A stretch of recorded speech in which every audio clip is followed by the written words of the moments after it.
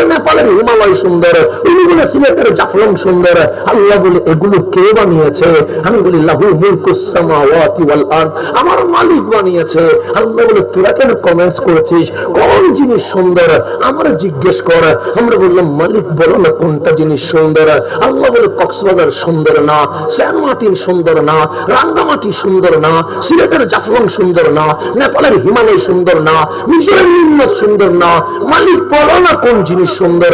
আমি মানুষ কখনো সত্যও বলি, কখনো মিথ্যাও বলি, সেজন্য মাঝে মাঝে কসম করতে হয়। চেয়ারম্যান মহোদয় যখন কোনো কিছু করতে ইচ্ছে করবে তখন ওয়াদা করার সময় বলে আল্লাহর কসম এটা আমি করে দিব ইনশাআল্লাহ।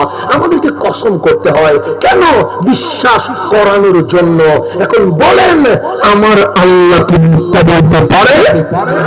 যিনি মিথ্যাই বলতে পারে না ওনার কি কসম করার কোনো দরকার আছে? সেই জন্য উনি বলছেন কুল হু আল্লাহু আহাদ, কোনো কসম করে নাই। মানলে মান, না মানলে মানিস না। ওমা আরসালনাকা ইল্লা রাহমাতাল লিল আলামিন, মানলে মানো, না মানলে নাই মানো। কদ জাআকুম মিনাল্লাহি নূর ওয়া কিতাবুম মুবিন, তোমাদের কাছে নূরানি নবী এসেছে, আল কোরআন এসেছে, মানলে মানো। কসম করে নাই। আমার মালিক বললেন নামাজের কথা, আকিমুস সালাহ, কসম করে নাই। ওয়া আতুস যাকাত, কসম করে নাই। রমজানের রোজার কথা বললেন, কুতিবা আলাইকুমুস সিয়াম, কসম করে নাই। মরণের কথা বললেন, কসম করে নাই। কিয়ামত ইযা যুলজিলাতিল আরদু জিলজালাহা, কসম করে নাই। হালাল হারামের কথা বলেছেন, ইউহিল্লু লাহুমুত তাইয়্যিবাত ওয়া ইউহাররিমু আলাইহিমুল খাবায়েস, কসম করে নাই। মালিক নিজের কথা বললেন, কসম করে নাই। নামাজ রোজা হজ যাকাতের কথা বললেন, কসম করে নাই। আর কোরআনের কথা বললেন, কসম করে নাই।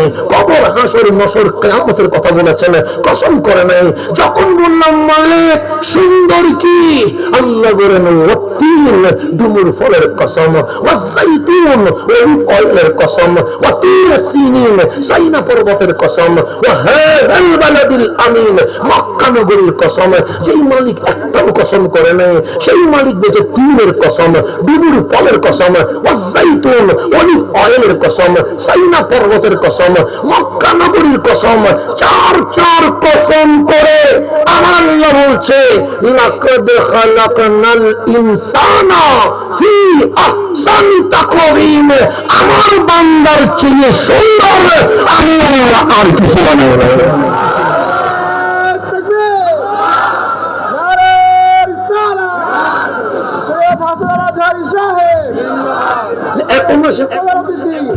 এখন আসেন গভীর মনোযোগ। আল্লাহ চারখানা কসম করে বলছে আমার বান্দার চেয়ে সুন্দর আর কিছু হয় নাই। সেই জন্য আমি যখন সমুদ্রে, আপনি যখন পাহাড়ে, উনি যখন নদীতে, আল্লাহ বলছে বান্দা কি দেখিস? আমরা বললাম মালিক সমুদ্র দেখি, পাহাড় দেখি, নদী দেখি, এত সুন্দর লাগছে। আল্লাহ বলে ইন্না সালাকা ইবাদি আন্নী ফাইন্নী কারীব, হে হাবিব আপনার কাছে আমার বান্দা এসে বলবে আল্লাহ কই, আল্লাহ কই, তারে বলেন আমি আরশে না, লৌহে না, কলমে না, আমি কোথায়? ফাইন্নী কারীব, আমি আল্লাহ আমার বান্দার সাহিবাদের আরো কাছেই উপস্থিত আছি।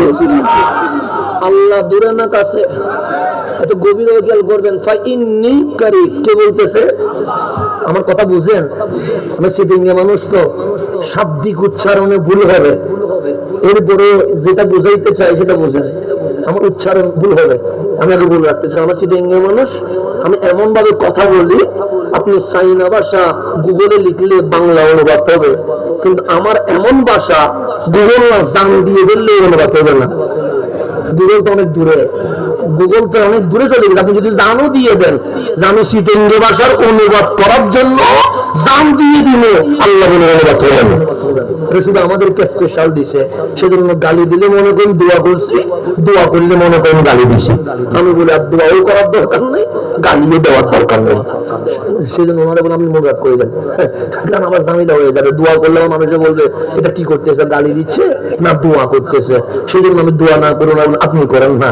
কেন? উনি বুঝলে আবার ঝামেলা, না বুঝলেও ঝামেলা। তা আমি সিটিংয়ে মানুষ বিদায় শাব্দিক উচ্চারণ আমার ঠিক হবে না। আমি বড় হয়েছি চট্টগ্রামে, আমরা কথা বলি অন্য ভাষায়, যেটা চাইনারও জীবনে কখনো বুঝতে পারবে না। তো সেজন্য আপনারা বুঝি দাওয়াত দিচ্ছেন না, না বুঝি দাওয়াত দিচ্ছেন আমরা তো জানি না। বলছেন যখন না বলি কেমনে, মোহাব্বত কি না করা যায়? সেজন্য আমি চলে আসছি। এখন কথা বুঝতেছেন না বুঝতেছেন না? আমরা শব্দ ফেলে দিই, শব্দ কি করে দিই? মাইনাস করে দিই। কেন? আমরা কঠিন শব্দ বলতে চাই না, সেজন্য বাংলায় আমাদের শব্দ মাইনাস হয়ে যায়, আরবিতে আমাদের শব্দ মাইনাস হয়ে যায়। যেমন আপনারা বলবেন কেমন আছেন, আমরা কেমন আছেন বলবো না। কেন? ওই মটা বলতে কষ্ট হয়, আমরা মটা ফেলে দিছি, আমরা বলি কেন আছেন, এখানে ম নাই। আমরা পাগলকে আর পাগল বলবো না, গ বলতে কষ্ট লাগে, গ ফেলে দিছি, আমরা বলি ফল। ছাগলকে আর ছাগল বলবো না, গ বলতে কষ্ট হয়, গ ফেলে দিছি, আমরা বলি সল। সেজন্য দেখবেন আগাও নাই মাথাও নাই। হুজুর এইভাবে কি হবে?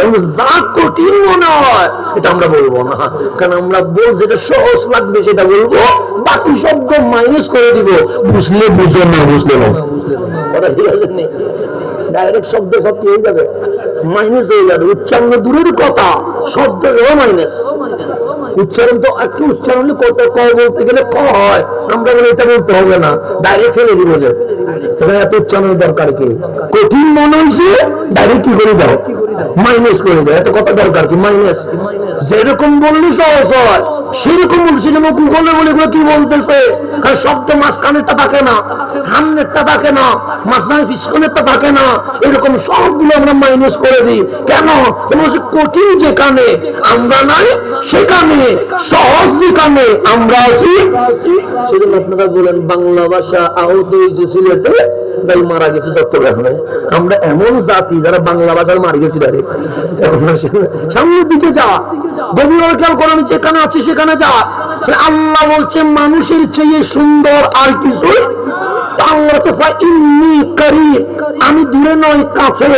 হাত আমার কাছে, হাত আমি দেখি, কিন্তু এর চেয়ে আরো কাছে না, আমি দেখি না। এর চেয়ে আরো কাছে চোখ, আমি দেখি না। এর চেয়ে আরো কাছে জিহ্বা, আমি দেখি না। এর চেয়ে আরো কাছে কলিজা, ফুসফুসে, আমি দেখি না। আল্লাহ বলে এর চেয়ে আরো কাছে আমি আল্লাহ। সেজন্য আল্লাহ দেখেন না, কাছে হইলে দেখা যায় না। আল্লাহরে প্রস্তাব দিতে পারেন না, মালিক এত কাছে থাকার দরকার কি? দূরে যাও না, আমরা দেখি। প্রস্তাব তো আসতে পারে, কথা ঠিক না? অনেক যুক্তিতে আসতে পারে যে মালিক এত কাছে আসলা কেন? বেশি কাছে হইলে দেখা যায় না। সেজন্য কলিজা কাছে, আপনি দেখেন না, আমি দেখি না। ফুসফুসে কাছে, আমি দেখি না, আপনি দেখেন না। কলব কাছে, আমি দেখি না, আপনিও দেখেন না। আল্লাহ বলে ফাইন্নী করিব, এর আরো কাছে আমি। মালিক এত কাছে আসলা কেন? একটু দূরে যাও না, দেখি না। আল্লাহ বলে দূরে যাবো না, কাছে থাকবো। কেন? তোর কাছে যখন সমুদ্র ভালো লাগে, পাহাড় ভালো লাগে, নদী নালা ভালো লাগে, তুই যখন ওই দিকে তাকায়া বলিস এত সুন্দর হয় কেমনে? আমি তোর শাহিরগের আরো কাছে এসে বলছি সমুদ্র সুন্দর লাগে নাই, নদী নালা সুন্দর লাগে নাই, সবুজ শ্যামল বাগান সুন্দর লাগে নাই। আমি মালিক এত কাছে এসে তোর দিকে তাকায়া বলছি বান্দা ওইগুলা সুন্দর না, তুই সুন্দর বলে আমি মালিক তোর দিকে তাকায় আসে। কাছে আসে গেছে আল্লাহ, আমি কাছে দেখে তুলে দেখতেছি, তুলে দেখতেছি ইবাদত কর, কারণ তুলে দেখতেছি তোর সুবহান রাব্বিয়াল আলা আমার ভালো লাগে, তোর সুবহান রাব্বিয়াল আযীম আমার ভালো লাগে, তোর আল্লাহু আকবার আমার ভালো লাগে, তোর নারায়ে তাকবীর আমার ভালো লাগে, তোর নারায়ে রিসালাত আমার ভালো লাগে, তোর সুবহানাল্লাহ আলহামদুলিল্লাহ নাউযুবিল্লাহ এত ভালো লাগে। আমি শুধু তোর কাছে এসে তোর দিকে তাকিয়ে কখন আল্লাহ বলবি সেদিকে তাকিয়ে আছি। সেজন্য মালিক বলে দূরে থাকতে পারে নাই, আমি তোর কাছে চলে এসেছি, এত কাছে এসেছি। বান্দা তুই এত সুন্দর, আমি মালিক তোর দিকে তাকায় আছি। সেজন্য বান্দা নিয়ে মালিক কোরআন দিয়েছে, বান্দা নিয়ে মালিক রসুল দিয়েছে, বান্দা নিয়ে মালিক ইসলাম দিয়েছে। এই বান্দার জন্যই মালিক জান্নাত বানাইছে। শুধু তাই নয়, আপনাকে যদি জিজ্ঞেস করি জমিনের মালিককে, আপনি বলবেন আল্লাহ। পুকুরের মালিককে, আপনি বলবেন আল্লাহ। এই গাছের মালিককে, আপনি বলবেন আল্লাহ। পুকুরের নিচে যেগুলো আছে এগুলোর মালিককে, আপনি বলবেন আল্লাহ। এই জমিনের উপর যা আছে এগুলার মালিক কে? আপনি বলবেন আল্লাহ। আর সেই আল্লাহ বলছে হুয়াল্লাযী জাআলা লাকুম মা ফিল আরদি জামিআ। হ্যাঁ আমি মালিক, কিন্তু আমি মালিক কি করছি জানিস? আমরা বললাম মালিক কি করছো? সে হুয়াল্লাযী জাআলা লাকুম মা ফিল আরদি জামিআ। এই জমিন সহ জমিনের নিচে উপরে যা আছে সমস্ত কিছুর মালিকানা আমি আল্লাহ তোমাদেরকে দিয়ে দিয়েছি। সেজন্য আমাদের চেয়ারম্যান বলতে পারবে এই গাড়ির মালিক আমি, শিরিক হবে না। উনি বলতে পারবে এই গাড়ির মালিক আমি, শিরিক হবে না। এই পুকুরের মালিক আমি, শিরিক হবে না। এই গাছের মালিক আমি, শিরিক হবে না। কেন? আল্লাহ বলছে হুয়াল্লাযী জাআলা লাকুম মা ফিল আরদি জামিআ। যা আছে সমস্ত কিছুর মালিকানা তোমাদেরকে দিয়ে দিয়েছি। বলো জমিনের মালিক আমি, সমস্যা নাই। বলো পুকুরের মালিক আমি, সমস্যা নাই। বলো চেয়ারের মালিক আমি, সমস্যা নাই। মালিক জমিন আমি নিয়ে নিব, আল্লাহ বলে নিয়ে নে। গাছ আমি নিয়ে নিব, আল্লাহ বলে নিয়ে নে। পাহাড় আমি নিয়ে নিব, আল্লাহ বলে নিয়ে নে। পুকুর আমি নিয়ে নিব, আল্লাহ বলে নিয়ে নে। মালিক সব আমার। হুয়াল্লাযী জাআলা লাকুম মা ফিল আরদি জামিআ। সব নিয়ে নে। মালিক তাহলে সব নিয়ে নিলাম। আল্লাহ বলে জমিন নিয়ে নিয়েছিস? আমি বললাম নিলাম। পুকুর নিছস? আমি বললাম নিলাম। পুকুরের ভিতরে যা মাছ আছে সব মালিক তুই? আমি বললাম হ্যাঁ। গাছে যা ফল আছে সব নিয়ে নিয়েছিস? আমি বললাম হ্যাঁ। আল্লাহ বলে একটা কথা বলবো? আমি বললাম মালিক বলো না। সে জমিন তোর, আমার আপত্তি নাই। গাছ তোর, আমার আপত্তি নাই। পুকুর তোর, আমার কোন আপত্তি নাই। কিন্তু তুই বান্দাটা কারো হোস না। মালিক কেন? আমার বাবা বলে এটা আমার ছেলে, আমার মা বলে এটা আমার মালিক, এটা আমার সোনা, এটা আমার সন্তান, আমার বউ বলে এটাই আমার হাজব্যান্ড, আমার ছেলে লাভ দিয়ে বলে এটা আমার বাবা, অন্য কেউ বলতে পারবে না আমার বাবা। আমার বন্ধু বলে আমার বন্ধু। আজকে পৃথিবীতে আমার আমার আমার বলতে বলতে আমরা চোখের ফেনারের করে ফেলতেছি, মুখ থেকে আমরা ফেনারের করছি।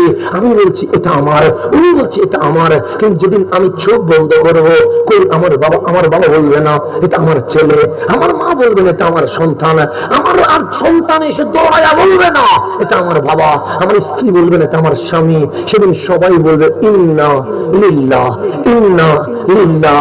কে বলে সেটা আমার ছিল? এটা তো মালিকেরই ছিল। ওয়া ইন্না ইলাইহি রাজিউন। জিনিস যার ওনার দিকে রান্না হয়ে গেছে। সেজন্য আল্লাহ বলে জমিনের মালিক তুই, আমার কোনো আপত্তি নাই। পুকুরের মালিক তুই, আমার কোনো আপত্তি নাই। পাহাড়ের মালিক তুই, আমার কোনো আপত্তি নাই। কিন্তু বান্দা তুই কারো হোস না। সেই জন্যই তো বান্দা যখন কারোর প্রেমে বিভোর হয়ে যায়, সুসাইড করতে হয়, কখনো বা ফাঁসির দড়িতে রাখতে হয়। কেন? আল্লাহ বলে এটা আমার ছিল, তুই অন্য কাউরে ঢুকাচ্ছিস কেন? সেই জন্যই তো যুবকরা মাঝে মাঝে আত্মহত্যা করে, যুবতী মাঝে মাঝে ফাঁসি খেয়ে ফেলে। তখন ডাক্তার কোনো মেডিসিন দিতে পারে না। কেন? এই কলবটা আল্লাহর। এখানে যদি বান্দা বসে যায়, আল্লাহ বলে সূর্য উঠলেও তার কাছে অন্ধকার মনে হবে, তার সামনে স্বর্ণের বোঝা রাখলেও সে দুনিয়া দেখবে না। সেজন্য আল্লাহ বলে যদি ডিপ্রেশনে চলে যাও, তুমি ফার্মেসিতে যাইও না, ডাক্তারের কাছে যাইও না, মেডিকেলে যাইও না। মালিক আমার ডিপ্রেশন হয়েছে, সূর্য উঠলেও আমার কাছে আলো মনে হয় না, বন্ধু বাবা সময় দিলেও আমার কাছে কেন জানি মনে হয় এই দুনিয়া আমার কাছে বিষ হয়ে গেছে। আল্লাহ বলে আল্লাহ বিজিক্রিল্লাহ তাতমাইন্নুল কুলুব। একটাই মেডিসিন আছে, আল্লাহ সাবধান, যেদিকে এগাইছ সেটা ভুল ছিল। তুই তো আমার ছিলি, তুই ওইখানে গেছিস কেন? তুই তো আমার ছিলি, তুই ওইদিকে গেছিস কেন? আল্লাহ ইমার্জেন্সি জোন বিজিক্রিল্লাহ। কোন মেডিসিন নিতে হবে না। ওই কলব যেটা কাউকে দিয়ে দিয়েছিলি, এই কলব দিয়ে আল্লাহর জিকির শুরু কর, মাওলার প্রেমে দিবি হয়ে যাও।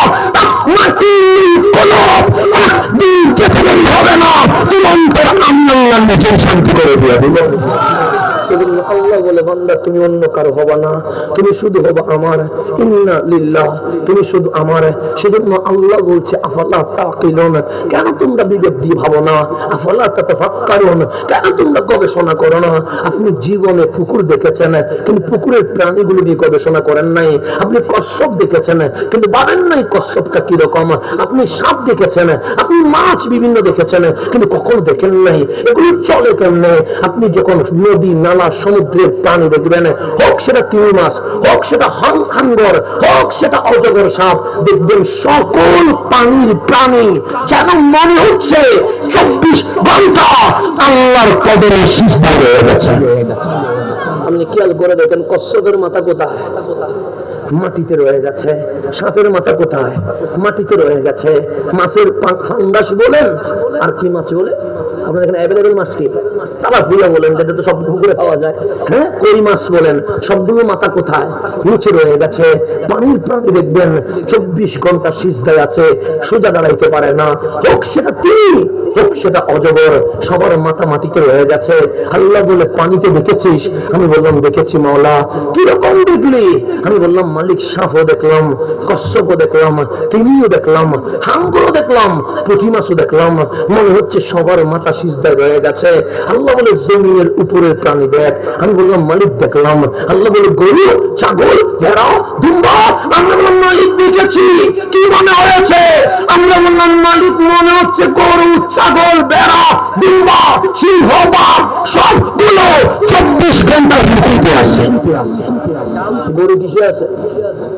রুকুতে আছে, দাঁড়াইতে পারে। ছাগল কিসে আছে?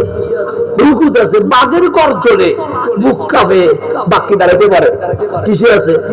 রুকুতে আছে। সিংহ ডাক দিলে আপনি পালিয়ে চলে যাচ্ছেন, সিংহ কিসে আছে? রুকুতে আছে। আমার মালিক বলে জমিনের নিচের প্রাণী 24 ঘন্টা মাথা নিচের দিকে রেখে দিয়েছি, জমিনের উপরের প্রাণী 24 ঘন্টা রুকুতে রেখে দিয়েছি। বান্দা তোর দিকে তাকা না। আমি বললাম মালিক আমি সিজদায় নাই, আমি রুকুতেও নাই, আমার মাথা সবার উপর হয়ে গেছে। আল্লাহ বলে গরু যখন খাই দেখেছিস? আমি বললাম দেখেছি মাওলা। গরু যখন খাই মাথা মাটির সাথে চলে গেছে, কুকুর যখন খাই মাথা মাটিতে লেগে গেছে। আল্লাহ বলে তুইও তো খাস? আমি বললাম হ্যাঁ মাওলা, আমি পানি পান করি, আমার মাথা নিচের দিকে যায় না। আমি ভাত খাই, আমার মাথা নিচের দিকে যায় না। আমি সবজি নেই, আমার মাথা নিচের দিকে যায় না।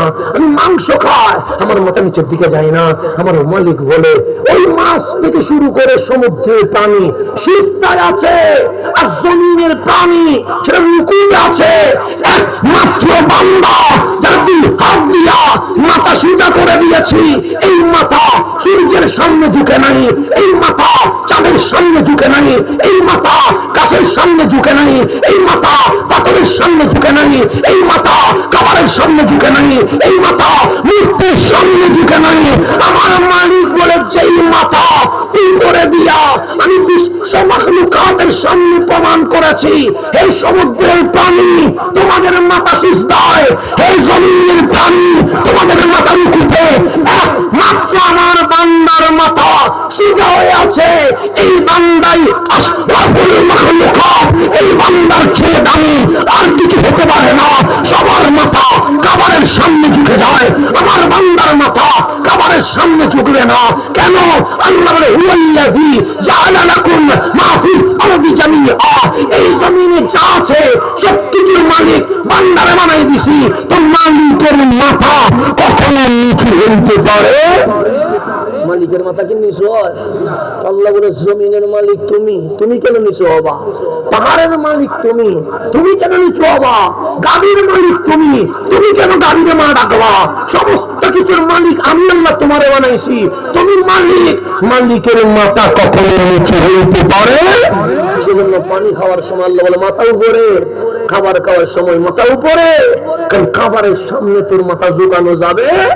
আল্লাহ বলে এই মাথাটি কখনো কারো সামনে ঝুঁকিয়ে গেছে? আমি বললাম মালিক না, সূর্যের সামনে ঝুঁকে নাই, চাঁদের সামনে ঝুঁকে নাই, গাছের সামনে ঝুঁকে নাই, পাথরের সামনে ঝুঁকে নাই, মূর্তির সামনে ঝুঁকে নাই, গাভীর সামনে ঝুঁকে নাই।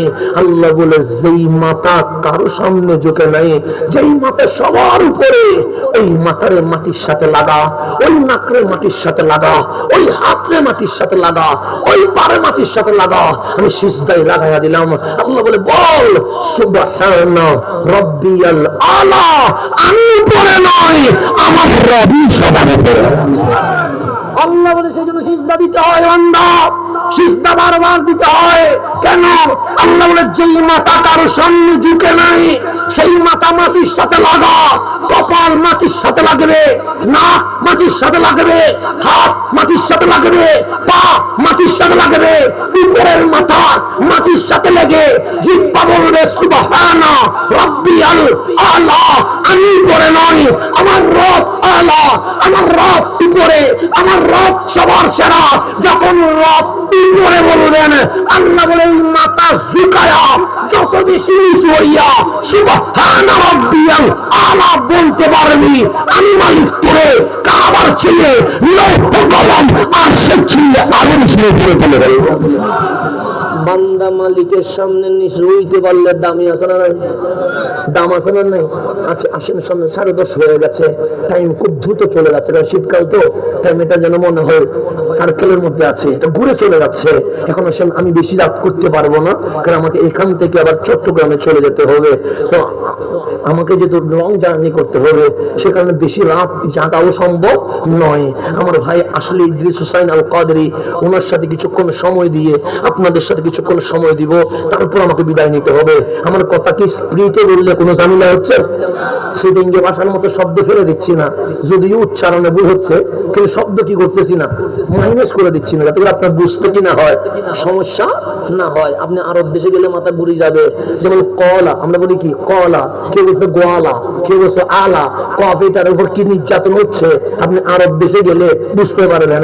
কফেটার কফ থাকে না, কেউ বলে গোয়ালা, কেউ বলে কফেটার আল গোয়ালা।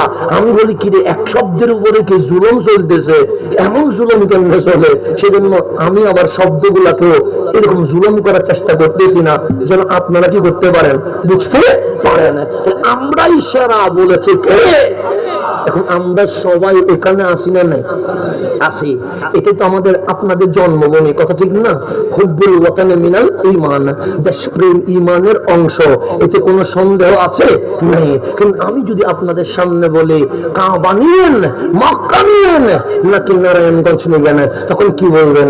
অবশ্যই বলবেন মক্কা নিব। কেন? আমার এই নারায়ণগঞ্জে কাবা নাই, কিন্তু মক্কায় কাবা আছে। আছে না নাই? আছে। হযরতে আব্দুল্লাহ ইবনে ওমর রাদিয়াল্লাহু তাআলা আনহুমা বলছেন, আমার মক্কা ফতহ মক্কা হয়ে গেছে, আল্লাহ ঘোষণা করেছে ইন্না ফাতাহনা লাকা ফাতাহাম মুবিনা। হাবিব আপনি কান্না করবেন না, হাবিব আপনি চেহারা মলিন করবেন না। এই মক্কাবাসী পাথর মেরেছে বলে আপনি মনে কষ্ট নিয়েন না, ওরা পাগল বলেছে বলে আপনি নিজেকে কষ্ট দিয়েন না, ওরা উটের বুড়ি তুলে দিয়েছে বলে আপনি আফসোস করিয়েন না। আল্লাহ বলে আমি আল্লাহ আপনার সাথে ওয়াদা করছি, ইন্না ফাতাহনা লাকা ফাতাহাম মুবিনা।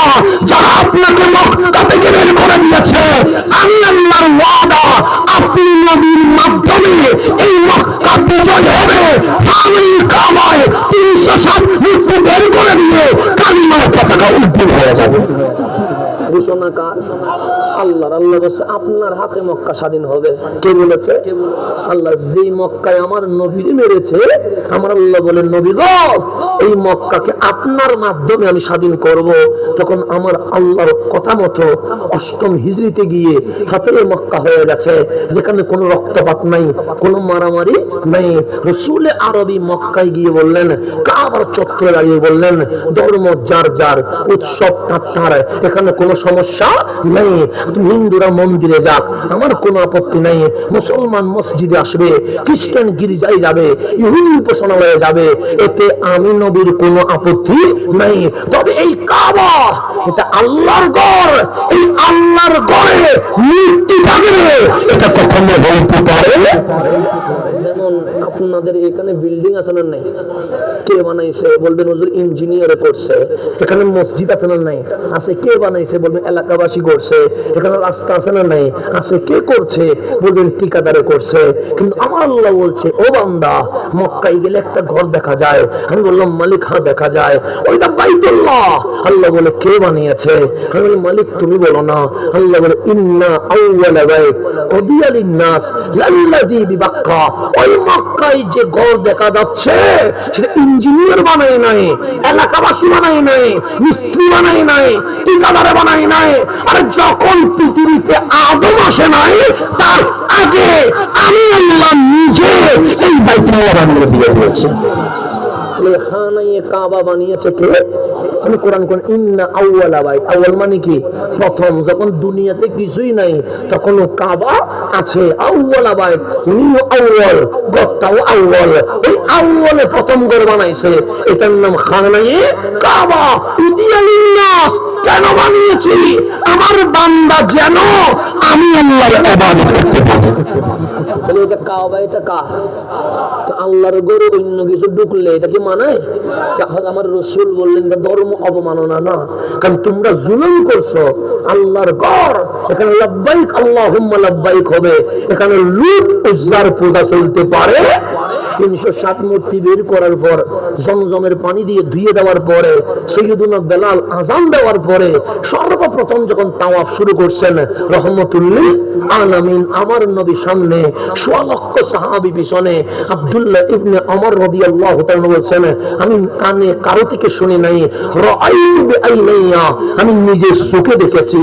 চোখে দেখা একটা শোনা, আকাশ পাতাল ব্যবধান আছে না নাই? আছে। যেমন আপনাদের এখানে সুখে সুরমা দেননি, দেননি। সুরমাটা কোথায় পাওয়া যায়? হ্যাঁ হ্যাঁ না আরব দেশে পাওয়া যায়। এটা কোত্থেকে আনে? হ্যাঁ না ঢাকায় তো আসে, মানে এটা কোত্থেকে আনেন? হ্যাঁ কোত্থেকে বলছেন?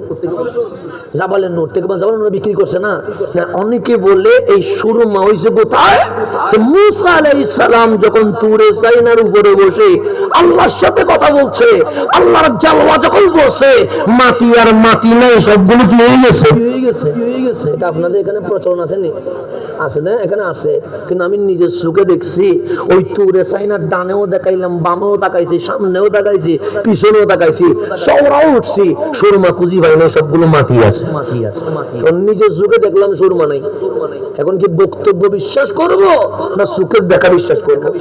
কোনটা? পরে গবেষণা করে দেখলাম সুরমা কি, সুরমা এটা হচ্ছে স্বর্ণের যেরকম খনি থাকে, সুরমারও কি থাকে? খনি থাকে। কিন্তু আমার বাংলাদেশে হুজুর মাহফিল করতে করতে চোখের পানি ফেলে দিয়েছে যে তুরে চাইনা কি হয়ে গেছে, সুরমা হয়ে গেছে। তো তুরে চাইনা আমি সুরমা 1 কেজিও খুঁজে পাইলাম না, সবগুলো কি হয়ে গেছে? মাটিতে মাটি রয়ে গেছে। সুতরাং আমি চোখে দেখলাম। এখন যদি আমরা 1000 জন সিবেদরি বলে তুরে চাইনা সুরমা, আমি কখনো বিশ্বাস করব? নিজে চোখে দেখছি। বাংলাদেশে আমরা মিশরে যাওয়ার আগে শুনছি ফেরাউন নাকি 60 হাত। আপনারও শুনছেন মনে হয়? জি জি বলতেছেন, ঠিক আছে। কয় হাত? 60 হাত। আমি নিজে ফেরাউন রে দেখি আসছি, সর্বোচ্চ 9 হাত হবে। এর চেয়ে 1 ইঞ্চি বাড়ানোর কোনো সুযোগ নেই। 1 ইঞ্চি বাড়ানোর সুযোগ নেই।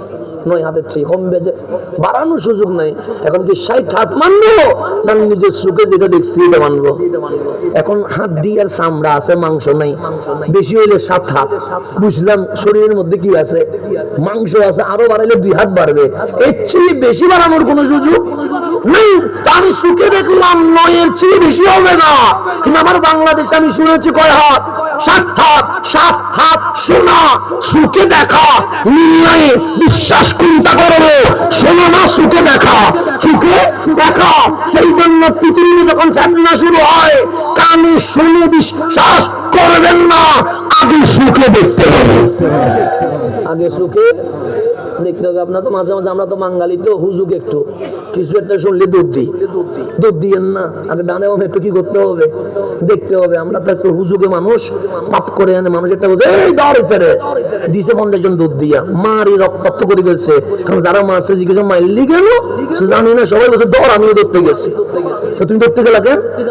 কি দিও সর জানে না। ওই এমনিতে একজনে যে ঘুষি শুরু করছে, জীবনে কাউরে দিয়ে দেখি নাই, তো প্র্যাকটিস করে দেখি না। বাংলাদেশে অহরহ ঘটনা এরকম করতেছে, কতদিন না? আপনার সাথে আমার শত্রুতা আমি আছে, আমি চিল্লাইলাম ধর, জনে আপনি ধরে আগে 50 জন ধরে মাই শুরু করে দিয়ে দিয়েছে।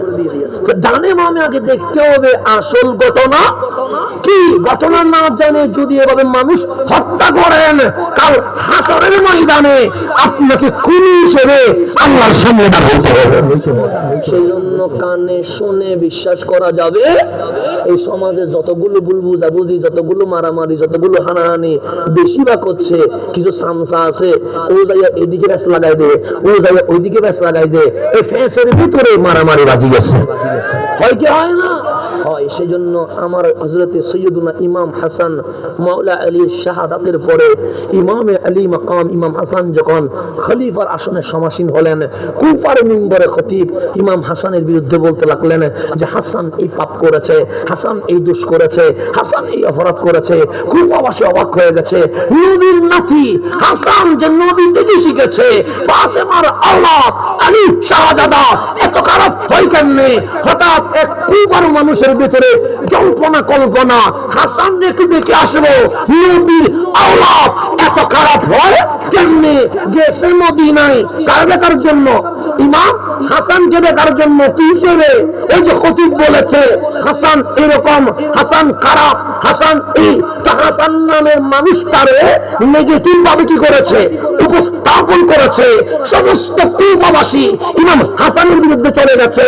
একজন কুফার মানুষ বলছে নবীর আওলাদ কেমনে তো খারাপ হয়, একটু দেখে আসি। মদিনার মসজিদের নববীতে গিয়ে একদিন চলে গেছে, দেখলেন হাসানের মতো ভালো আর কেউ নাই। দুদিন চলে গেছে, দেখলেন খতিবের কথা হাসানের কাজে কোনো মিল নাই। এক সপ্তাহ চলে গেছে, দেখলেন হাসানের মধ্যে কোনো গরম নাই, উগ্রতা নাই। আমার নবী যেমন রহমতুল্লিল আলামিন, নবীর নাতিটাও যেন দয়ার সাগরে রূপান্তরিত হয়ে গেছে। এক মাস ডানে দেখছে, বামে দেখছে, সামনে দেখছে, পিছনে দেখছে। মদিনার মানুষকে জিজ্ঞেস করছে, সবাই বলেন হাসান বড় নম্র, হাসান বড় আদবওয়ালা, হাসান বড় তাহাজ্জুদ গুজার, হাসান বড় নামাজওয়ালা। হাসানের কাছে কোনো কেউ হাদিয়া দিলে হাসান নিজের কাছে রাখে না, দান করে দেয়। শুনছে একরকম, দেখছে। এখন ওই কুফার মানুষ বলছে হায় হায় হায়, আমার এলাকার মানুষ ইমাম হাসান সম্পর্কে কত খারাপ কথা বলে, খতিবের কথা শুনে, আর বাস্তবে দেখলাম ওনার মতো ভালো মানুষ এই সময়ে আর কাউরে খুঁজে পাওয়া যায় না। এক মাস দেখার পরে ওই কুফার দিকে রওনা হচ্ছে। ইমাম হাসান বলেন, ইয়া রাজুল, হে যুবক, তাল এদিকে আসো।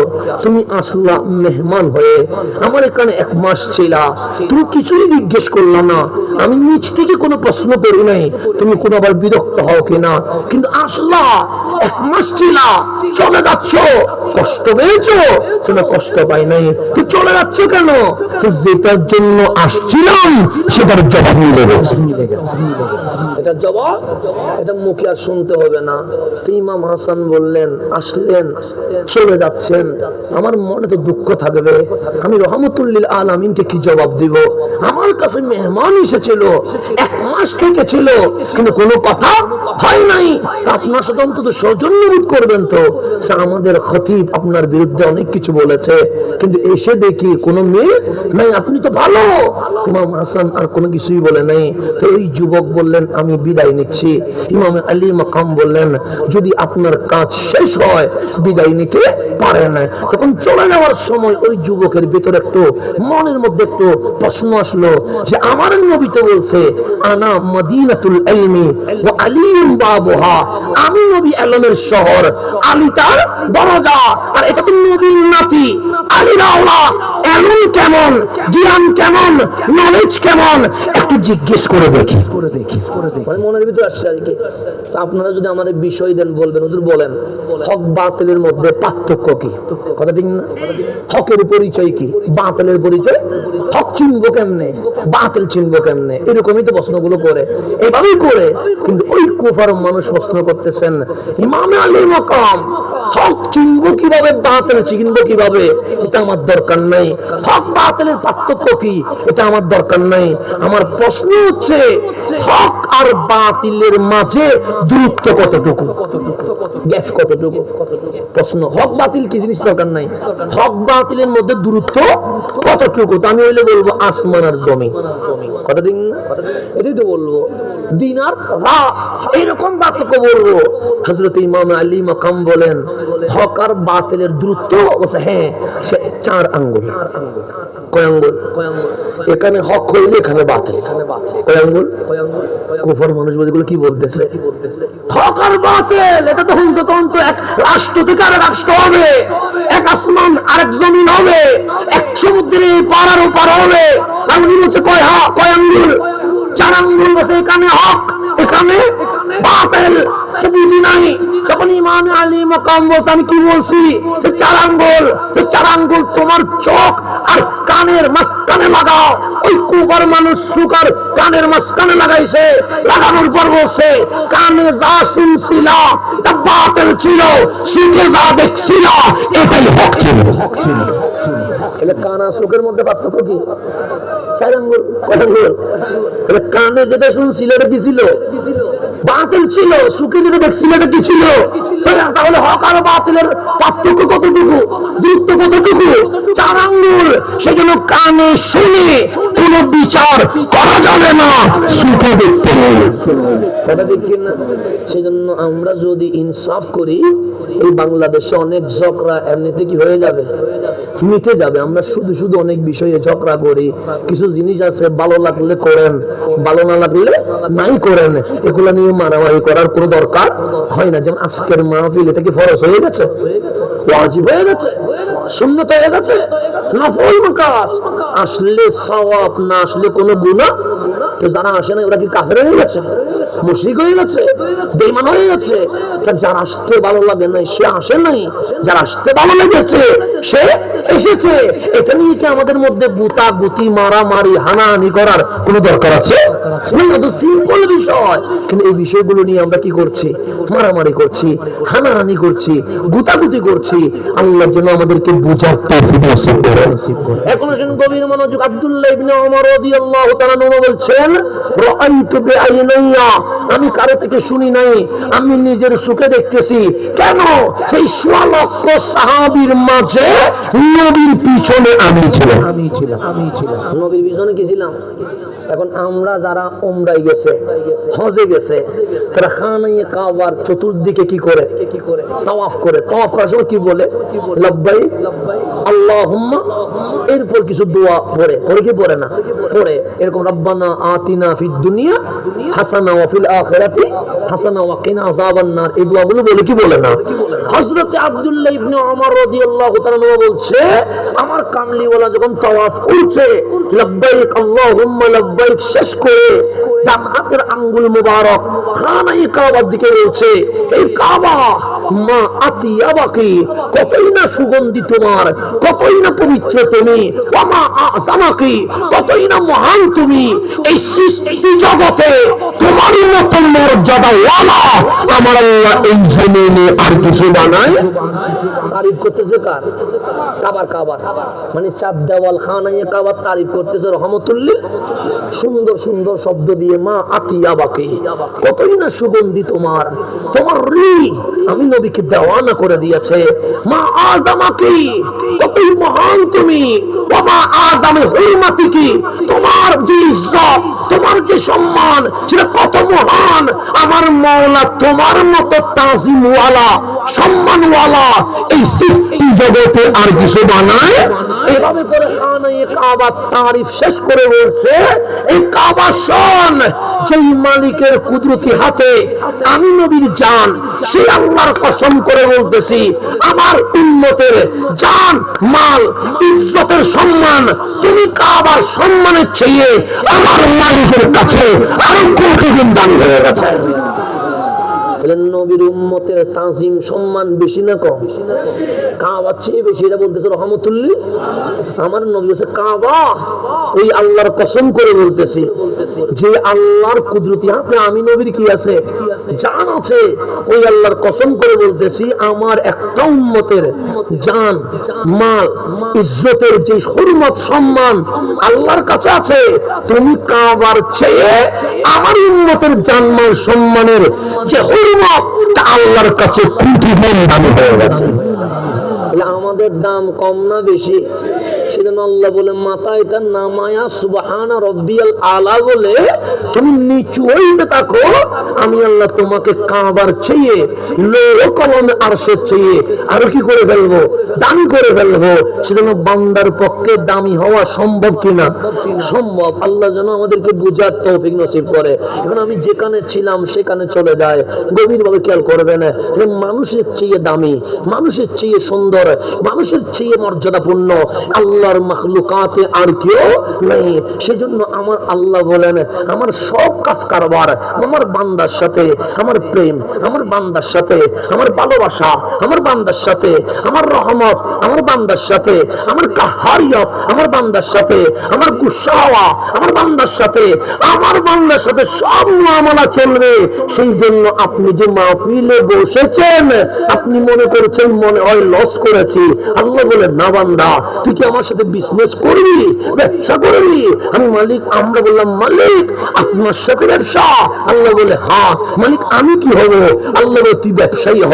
তা আমি যদি ব্যবসায়ী হয় আমার সাথে লেনদেন করবে কে? আল্লাহ বলে, আমি নিজে কাস্টমার হয়ে যাব। মালিক আপনি কিনবেন? আল্লাহ বলে, আমি কিনবো। তো এই বান্দা যখন ব্যবসা করবে, বান্দার একটা দোকান লাগবে, ফ্যাক্টরি লাগবে।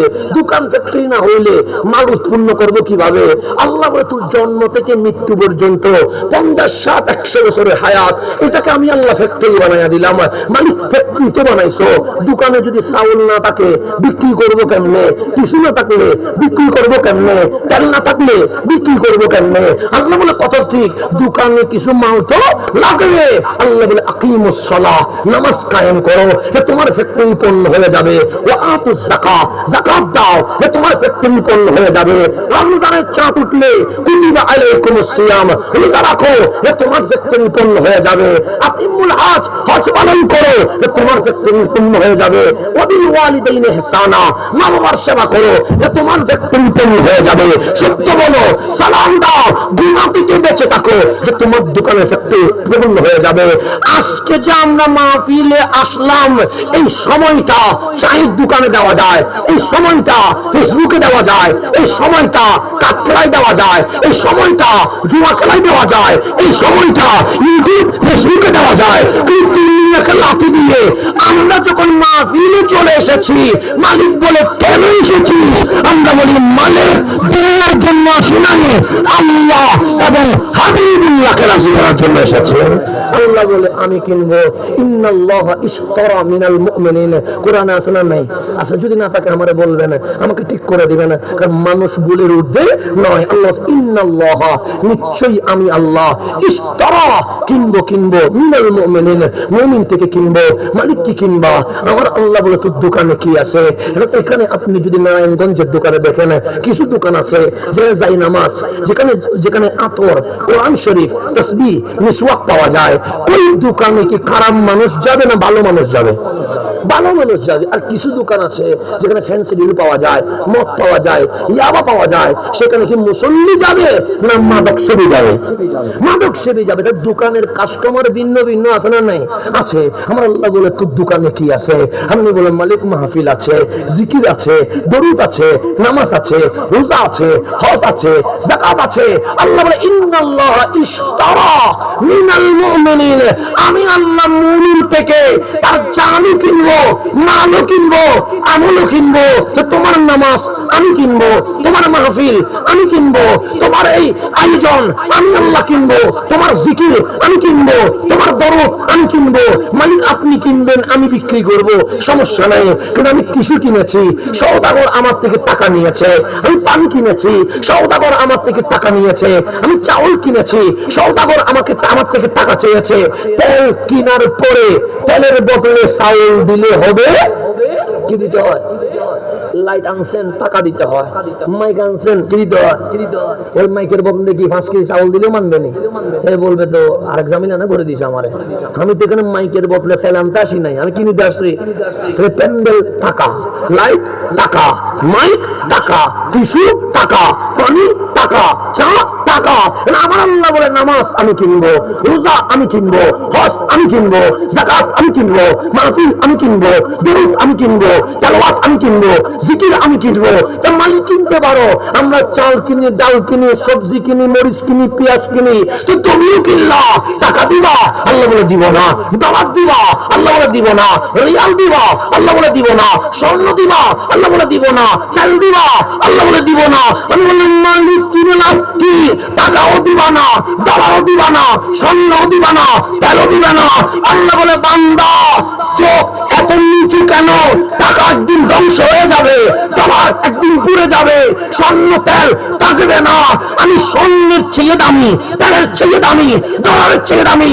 বিআন্নালাহুমুল জান্নাহ, বিনিময়ে তোমাদেরকে জান্নাতের ব্যবস্থা দিয়ে দেব। ব্যবসা করবেন কার সাথে? ব্যবসা আল্লাহর ব্যবসা করে লাভ আছে না? ক্ষতি? লাভ আসেনি? এই যে কবরস্থানে টাকা দিয়ে দিয়েছেন, এটা ব্যবসা। আপনি চেয়ারম্যান হিসাবে যে 5 লাখ দিয়ে দিয়েছে, এটা দুনিয়াতে নিবে না, এটা করতে নিবে। আল্লাহরে বলবে 5 লাখের বিনিময়ে লাভ কি আছে দিয়ে দাও। হিসাব কি কেউ ব্যবসা না করে নাই তো? উনি বুঝি গেছে, বসে এখানে ব্যবসা যেটা করবো এটা কোনো লস যাবে না। বাংলাদেশে ব্যবসা লস যাইতে পারে, কিন্তু এই ব্যবসা যেটা করে ফেলছি এটা কি যাবে না? লস যাবে না। কেমন লস যাবে না? আমরা 1 টাকা দিনে 1 টাকা, 5 লাখ গুনতে গেলে 1 টাকা 1 টাকা করে অনেক দেরি হয়ে যাবে। 1 টাকা আছে না? আল্লাহ 1 টাকার মেসাল কি দিচ্ছে জানেন? ফি সাবিলিল্লাহ, আল্লাহর রাস্তায় যে 1 টাকা দিল, কয় টাকা দিল? আল্লাহ বোঝাচ্ছে দানের শীষ। কিসের শীষ? দান আছে না? দান দান একটা রোপণ করলে গাছ বাইরে কি বাইরে না? বাইরে রোপণ করছেন কয়টা? বিচি দিয়েছেন একটা, গাছ বাড়িয়েছে। গাছ একটা বাইরে, একটা থেকে 7টা শাখা বাড়িয়েছে। কয়টা শাখা বাড়িয়েছে? 7টার মধ্যে ওই দাম 7টা নাই, প্রত্যেকটাতে 100টা করে। 7টাতে কয়টা আছে? 700 আছে। তা আল্লাহ বলছে আমার অ্যাকাউন্টে, ইসলামের অ্যাকাউন্টে, হাবিবুল্লাহর অ্যাকাউন্টে 1 টাকা জমা রাখলে যেমন দাম রোপণ করলে 7টা শীষ বের হয়, 7 শীষে 100টা দানা বের হয়। আজকে 1 টাকা দিবা, কালকে ওই 1 টাকার বিনিময়ে আমি মালিক 700 টাকার পুরস্কার দিয়ে দিবে। এভাবে করে মেসাল দিয়েছে কোরআনের মধ্যে, এভাবে করে বুঝাই বুঝে মেসাল দিয়েছে। যেন দাম দিয়ে কেন জমিনের দাম চাষ করতে হয়, দাম দিয়ে বুঝাইছে। বল বুঝ, তুই জমিন নিয়ে বুঝ, বুঝবি না এমন করে বুঝাবো না, যেটা বুঝবি সেটা দিয়ে বুঝাবো। এটার নাম রহমান। 1 টাকাতে যদি 700 টাকা পুরস্কার দে, 5 লাখে কত দিবে? ক্যালকুলেটর তো ফাটি যাবে, ক্যালকুলেটর কি হয়ে যাবে? তো ব্যবসা যেটা এখন শুরু করছেন, এই ব্যবসায় কোনো লস? বিআন্নালাহুমুল জান্নাহ, আল্লাহ বলে এমন বালাখানা দিব যেটা ভূমিকম্পে ফেটে যাবে না, এমন বিল্ডিং দিব যে সুনামি বাসায় আনিতে পারবে না। আমার আল্লাহ বলে আমার সাথে বিজনেস কর, আমার বিজনেসে কখনো লস হইতে পারে। এখন আপনি বলবেন আল্লাহ আমার কাছে নামাজ নাই, আল্লাহ বলে কি আছে? বলবেন আল্লাহ সিনেমা আছে, আল্লাহ আমার কাছে জিকির নাই, আল্লাহ বলে কি আছে? আপনি বলবেন আমার কাছে রিলস ভিডিও আছে, আল্লাহ আমার কাছে তেলাওয়াত নাই, আল্লাহ বলে কি আছে? আল্লাহ অন্ধকার রাতে অশ্লীল ভিডিও আছে, আল্লাহ আমার কাছে কোনো ভালো আমল নাই, আল্লাহ বলে কি আছে? আমার ফ্যান্সি ডিল মাদক ইয়াবা আছে, আল্লাহ বলে এগুলো করলে কি আমি খুশি হই? আমি বললাম মালিক আপনি খুশি হন না। আল্লাহ বলে কি খুশি হয়? আমার ইবলিসে খুশি হয়। আল্লাহ আমার কাছে কেন এসেছিস? দোকানেটা ভিন্ন, ইবলিসের কাছে চলে যা। ইবলিসকে বললাম ইবলিস সিনেমা আছে, নাটক আছে, এমন সিরিয়াল আছে, চাঁদাবাজি আছে, মারামারি আছে, হানাহানি আছে, ধর্ষণ আছে, এগুলো আছে। ইবলিস বলে বড় খুশি হয়ে গেছি আমি, তো এখন কিনবানি? ইবলিস অবশ্যই কিনবো, কেন কিনবো না? তুই সিনেমা দেখছস, আমি না কিনলে কিনবে কে? তুই নাটক দেখছস, আমি না কিনলে কিনবে কে? তুই জেনা করছস, আমি না কিনলে কিনবে কে? তুই মদ খাইছস, আমি না কিনলে কিনবে কে? ইবলিস তুমি কিনলানি? কিনলাম। বিনিময়ে কি দিবে? ইবলিস বলে বিনিময়ে আর কি দিব? আল্লাহ আমাকে বলছে ফিদ্দারকিল আসফালে মিনান নার, আমি যেহেতু জাহান্নামে যাব তোর বেশি কিছু দিতে পারবো না। লা উকবিয়ান্নাহুম আজমাইন, তোমাদেরকে সাথে নিয়ে আমি জাহান্নাম পর্যন্ত যাইতে পারবো। যে ইবলিসের সাথে ব্যবসা করে সে জাহান্নামে চলে যায়। আজকের এই মাহফিল ইবলিসের সাথে বিজনেস নয়, মাওলার সাথে বিজনেস। আমার মাওলা বলে এই বিজনেস যারা করবে তারা জান্নাতে বসে চলে যাবে। তাহলে বিজনেস ভালো না খারাপ? করবেন কার সাথে? এই বিজনেসের দরকার আছে না নাই? আছে। এখন আসেন আমি কথাটাকে আস্তে করে শেষ দিকে নিয়ে আসি। কিন্তু 11টা বরাবর হয়ে গেছে, বেশিক্ষণ বসাইলে আবার দোয়া চেয়ে বদদোয়া করি বসে থাকবে না। এখন বদদোয়া নেওয়ার সময় নাই, এখন দোয়া নিতে হবে। এখন আসেন গভীর মনোযোগ। ব্যবসা চলতেছে কার সাথে? আল্লাহর সাথে। আল্লাহর সাথে ব্যবসা করলে লাভ আছে না ক্ষতি আছে? লাভ আছে। তো আমার আল্লাহ বলে, বান্দা তোর আমি মায়ের পেটে রেখেছি, তোমার পেটের নাম হচ্ছে রেহেম। মায়ের পেটের নাম কি? রেহেম। আমার কামলিওয়ালা নবী বলতেছেন, যখন মায়ের পেটে সন্তান চলে আসে, ছেলে হোক মেয়ে হোক, ওই পেটের সাথে আমার আল্লাহ ডাইরেক্ট কথা বলে। আল্লাহ ডাক দিয়ে বলে, অবু মায়ের পেট, তোমার শ্বশুরেরও পেট আছে, তোমার শাশুড়িরও পেট আছে, তোমার স্বামীরও পেট আছে, তোমার মা বাবারও পেট আছে। ওদের পেটের নাম কি? সে বাতানন। তোমার পেটের নাম কি? তখন মায়ের পেট বলে, মওলা আমার পেটের নাম রেহেম। আল্লাহ বলে, তোমার পেটের নাম রেহেম কেন হইল? সবার পেটের নাম তো বাতানন। তখন মায়ের পেট বলে, লা আদরি, মওলা আমি তো জানি না। তখন আল্লাহ জিজ্ঞেস করে, মান আনা, বলো আমি কে? তখন মায়ের পেট বলে, আনতা আর রহমান, আপনি তো রহমান। আল্লাহ বলে, রহমানের যে রা হা মিম আছে, ওই আমার নামের রহমান থেকে তুমি মায়ের পেটের জন্য রা হা মিম বের করে আমি আল্লাহ তুমি পেটের নাম রেহেম রেখে দিয়েছি। আল্লাহ মায়ের পেটের নাম রাখছে কি? যতদিন বাচ্চা থাকবে নাম কি? রেহেম। কারণ রেহেমটা বোঝেন। রহমান মানে কি? আপনি বলবেন দয়ালু। দয়ালু মানে কি? আমি ভুল করছি, আমার মাফ করে দেন। আমার বাবা মানে মারি ফেলাম এখন, আমি বল বাবা মাফ করে দেন। ভুলের পর মাফ করলে এটাকে বলে দয়া। কিন্তু রহমান মানে দয়ালু বললে 50% হয়, আর 50% বাকি থাকে। যদি বলেন কেমনে বুঝবো? বুঝেন, রেহেম মায়ের পেটের নাম। কেন? আমার বয়স আজকে 6 মাস, আমার মা ঘুমিয়েছে, আমি আস্তে করে লাড়া দিয়ে আমার মায়ের ঘুম ভেঙে দিয়েছি। রাত 3টায় আমার ঘুম ভাঙলে আমি জীবনে কাউরে মাফ করব? কিন্তু আজকে আমার মায়ের ঘুম ভাঙিয়ে দিয়েছি। আমার মা বসে আছে। আমার বাবা বললেন, তুমি বসে আছো কেন? আমার মা বলে নাই যে আপনার ছেলে আমার ঘুম ভাঙিয়ে দিয়েছে, আপনার মেয়ে আমার ঘুম নষ্ট করছে। আমার মা বলতেছে, আপনার ছেলে পেটে লাড়া দিয়া আমারে জানাচ্ছে, মা আমি দেখো ভালো আছি, তা আপনার ছেলে খেলছে, আমি কেমনে ঘুমাই, সেজন্য বসে আছি। তা আমি যে ভুল করলাম, মারে কি সরিয়েছি? তো মার ঘুম যে ভাঙ্গি দিলাম, আমার মায়ের ভালোবাসা কমছে না বাড়ছে? দোষ করার পর মায়ের ভালোবাসা কি হয়ে গেছে? বেড়ে গেছে।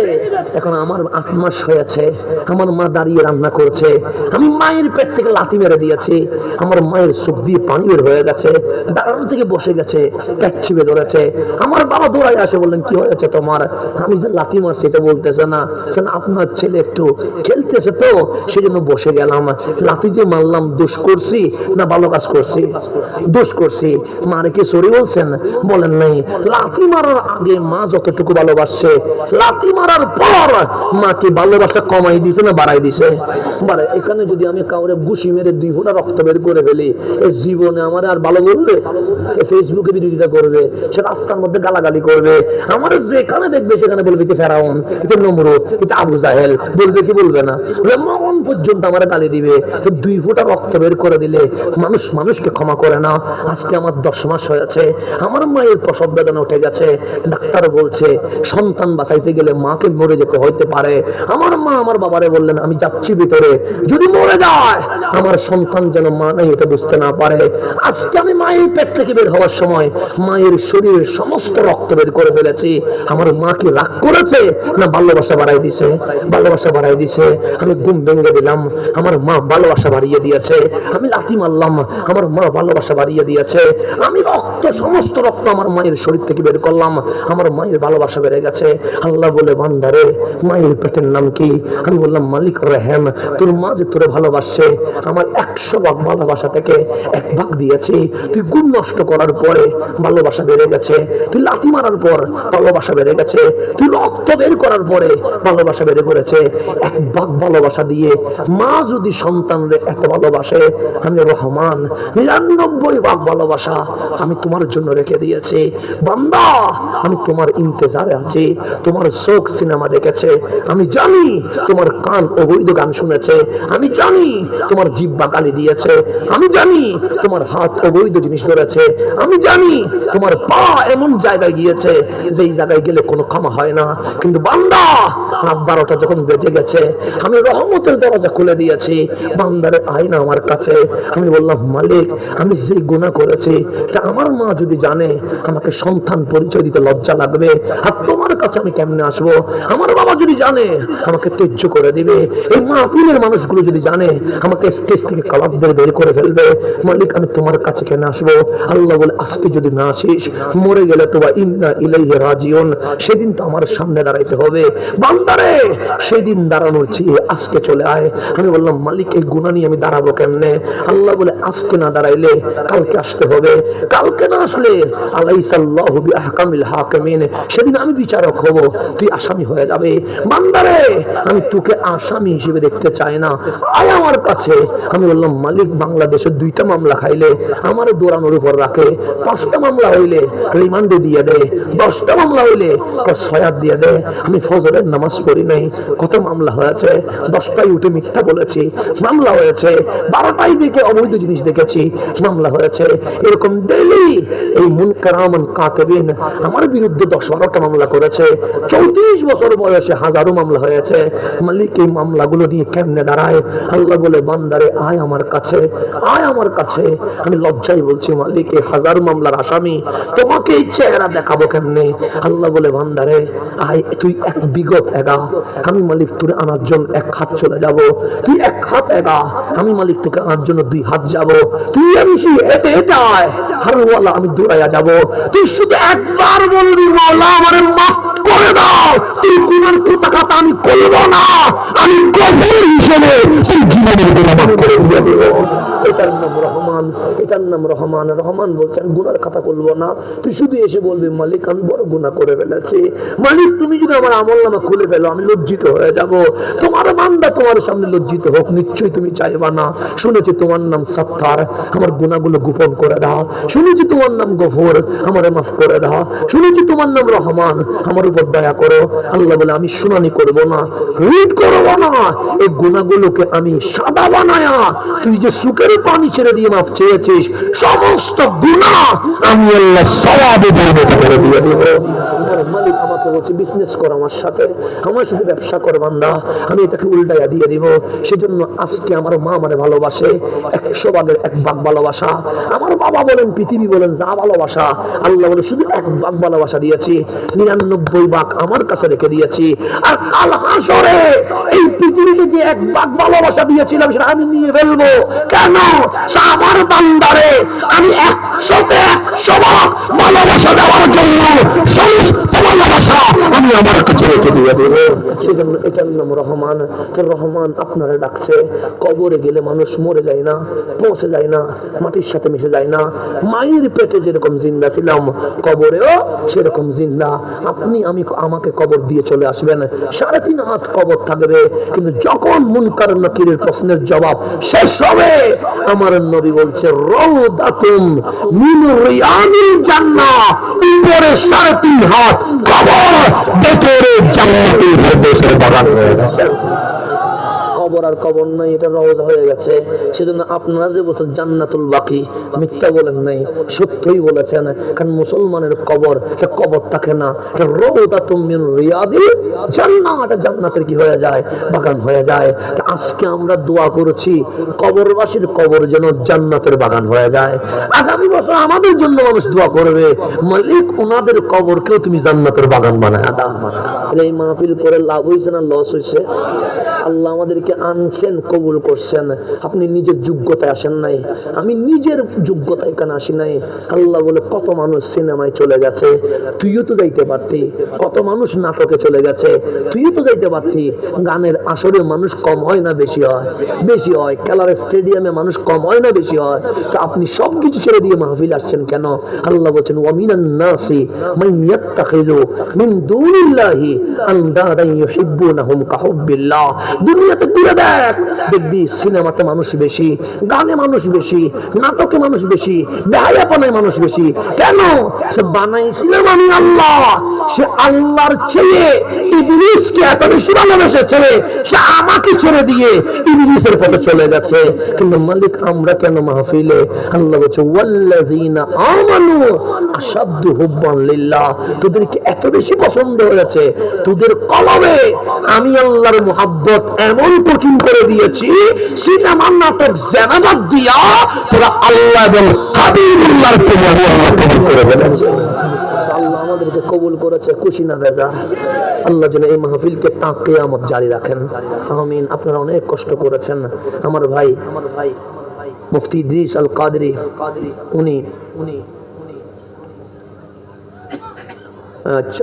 উনি একটু কথা বলবে, এরপর আমরা শেষ ভালো যার সব ভালো, তার এরপর আমরা মোনাজাত দিয়ে দিব।